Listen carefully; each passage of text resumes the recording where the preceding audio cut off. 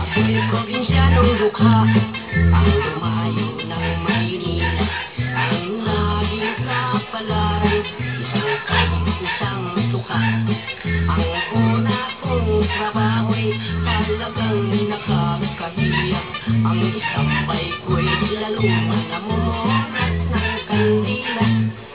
At yan ako ay umasinso sa kandilang pinipon ko. Bininta ko sa Binondo, nabili ng 18 ang kilo. May hirap pala ng negosyo na pinupulot sa may cemetery. Ang naging bahay kong bungalo ay laging dinadalaw ng multo.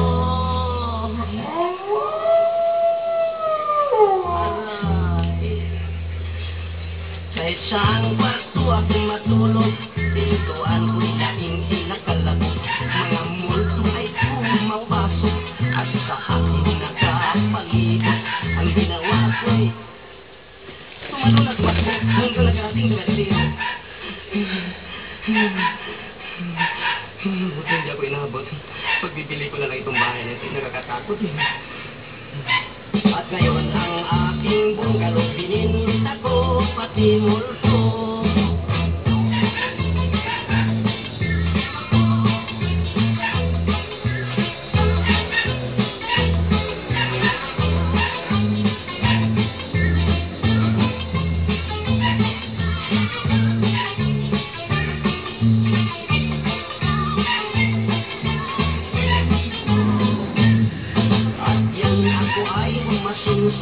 Sa kandilang inipon ko, ibininta ko sa Binondo, nabili ng 18 ang kilo. May hirap pala ng negosyo na pinupulot sa may sementeryo.